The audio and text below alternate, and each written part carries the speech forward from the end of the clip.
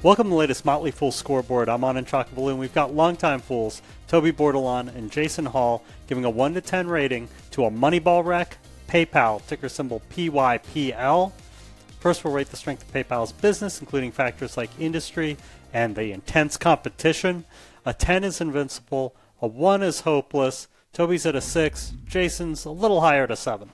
Yeah, but I think directionally we're probably scoring it the same here. The best thing I can say about PayPal is either management has never been able to fully leverage a great business, or we as investors have just overestimated its potential.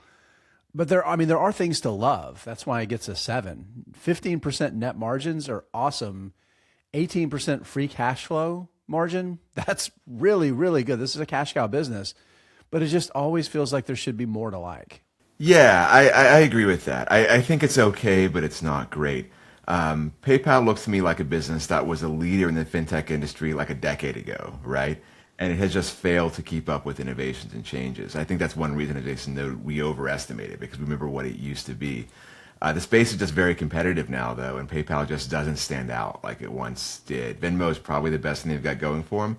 And I'm not entirely convinced the company really knows how to capitalize on that brand. Yeah, with all the name changes like Facebook to Meta, with things that you're like, well, is it really even? It's really Facebook. This one is like, just change your name to Venmo. Maybe you get a few more multiples on your stock. For management, a 10 is Warren Buffett, a 1 is Homer Simpson. Toby's at a 6, and Jason, you're also at a 6. Yeah, and this is a case, and I typically do when I do scoreboard and I'm evaluating management, I'm looking at the board as well. And we have to do that with PayPal for a number of reasons. We've gone through multiple iterations of management with different strategies. The board is the one that should really be directing the strategy, bringing in leadership that's aligned with that. And the reality is that nothing has really delivered value for investors for years. Even if we ignore the big pandemic run-up and then the crash that followed, the stock's down like 80% from the high. If we go back to when it was spun out, when it became a public company, the stock is up 2% a year on average, right? That's even with revenue up fourfold, and the share count is down 28%. I'm actually, even with that 6, I'm giving the board some credit here because share buybacks are something that falls under the board's purview, and that's one thing they've done good at the right time. I'll talk about it a little bit later. Now, ironically, I have come to have some belief that the diametric shift in strategy under Enrique Lores might be the right move, but I'll talk about that later too. Management, they have to earn something more than a mediocre score for me going forward. Yeah, I went with the 6 here too. It's really more of an incomplete or a wait and see for me, I think, at this point. I agree with what Jason said. Enrique Lores took over just on March 1st, right? So he's got a decent track record from Hewlett-Packard, where HP, I guess they're called, where he helped transition that business to a new era. But it's just way too soon to say how he's going to deal with the turnaround of PayPal. He was appointed because the board decided that former CEO Alex Chris's results were, as they said, not in line with expectations, right? I think that's a very accurate statement. Not in line with shareholder expectations either. But this change suggests there's a lot of turmoil in the business right now, and it's going to take some work to get things back on track. For financials, a 10 is a fortress, a 1 is yikes, 7's all around, Jason. Yeah, and maybe I'm a bit high here because, as Toby will point out, growth is just very, very weak. But this is a cash cow business. I talked about the cash flow margins earlier. And while competition is eating away at the margins some, nobody's coming into this space to throw the margins away. And again, I want to give kudos to management because they have leveraged those incredible cash flows to do one thing that should create per share value, and that's buying back more and more stock over the past few years when the business has never been cheaper to buy back. But money is fungible, and one could argue that the bulk of those buybacks have been funded at the expense of keeping more debt on the balance sheet.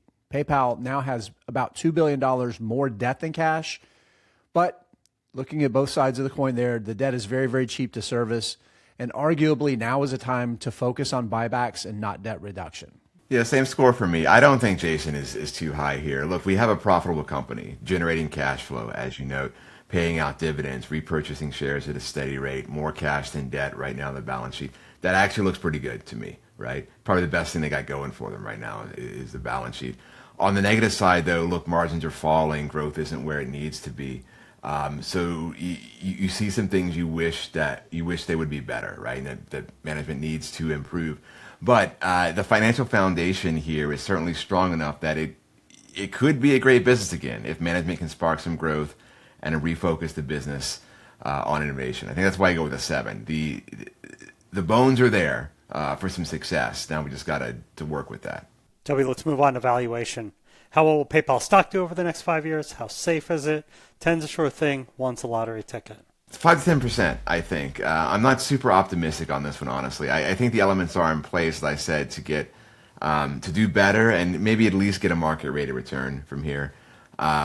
Safety score 7. I don't expect much, but again, the financial situation is stable enough. I'm just not sure there's a ton of risk from where we are. The market is not expecting much either, and that's why they look to be pricing it accordingly, I think.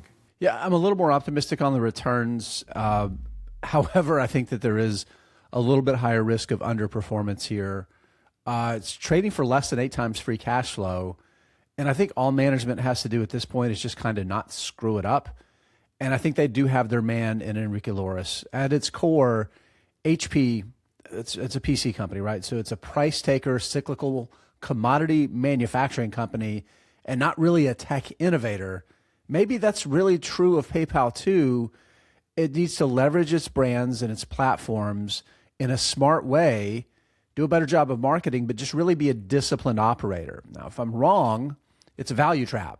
And that safety score of 6 would be because we get underperformance because, again, maybe we're expecting a little too much.